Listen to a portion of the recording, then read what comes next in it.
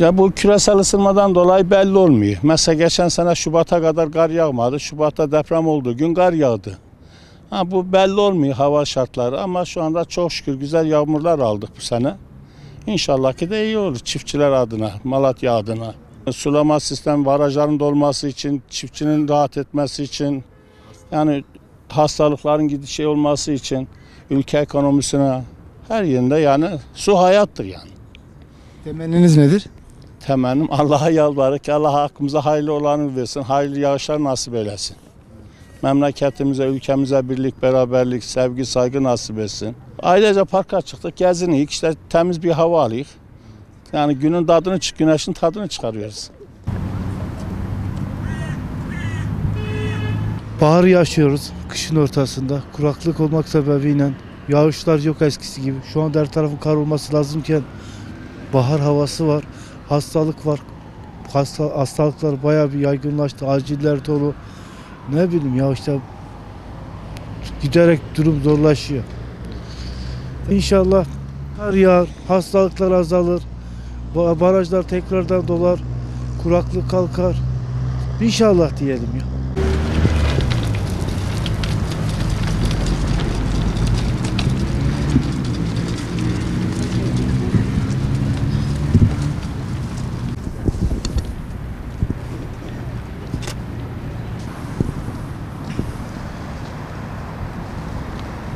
Tabii bizim çocukluğumuzda bu mevsimlerde burada kar yağıyordu.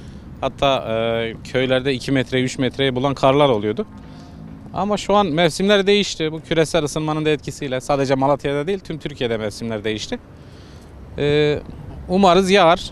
Berekettir karın yağması hem çiftçi için hem suların artması için. Yoksa bu şekilde devam ederse ileride hem kıtlık olabilir hem su sıkıntısı çekilebilir.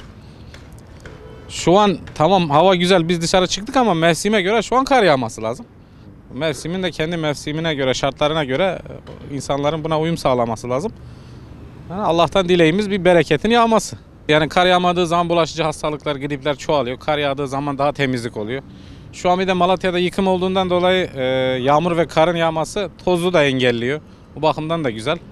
Mesela yazın yıkımlar varken çok toz oluyordu. Bu aralar yine yağmur yağdı biraz toz gitti ama mevsime göre karın da yağması gerekiyor diye düşünüyorum ben. İnşallah kar yağar bir an önce tüm Türkiye'de hem barajlar doğru hem de bir sıkıntı çekmeyiz diyorum.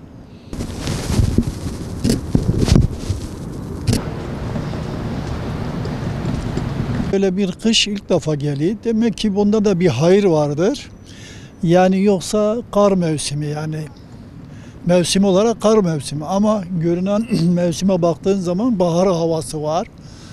Gayet güzel. Şimdiye kadar böyle çok şiddetli bir soğuk gelmedi. Bol yağmurlu, bol karlı, bereketli bir kış bekleriz inşallah. Kar yağmadığı zaman ne oluyor? Mesela su kaynakları genelde sıkıntı olur yani. Su azalır, barajlarımız azalır değil mi yani? Ekinlerimizden neyle mesela bağ bahçelerimiz suyla. Neden gelir? Ya karda, kışta, yağmurdan gelir. İşte bunlar da olması lazım tabii. Karın, yağmurun hem yerin hem her şeyin bereketidir. Mesela kar yağınca gripler kalmaz, ortalık tertemiz olur. Allah tarafından hayırlı bir rahmet ola, bol bir bereket ola.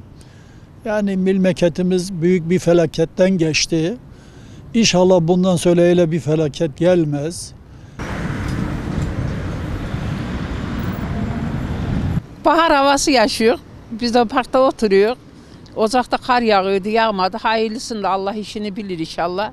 Torpak canlanır, su olursa her şey olur, bolluk olur, kıtlık olmaz. Allah'ım her şeyin hayırlısını vere. Kar yağar, hayırlı yağsın inşallah. İnsan depremde korkuyor, kar da istemiyor şimdi. Giden sene yağmadı, yağdı deprem oldu. Onda da korkuyor. Allah'ım hayırlısında inşallah. Hayırlı kar yağı, hayırlı yaz gele inşallah.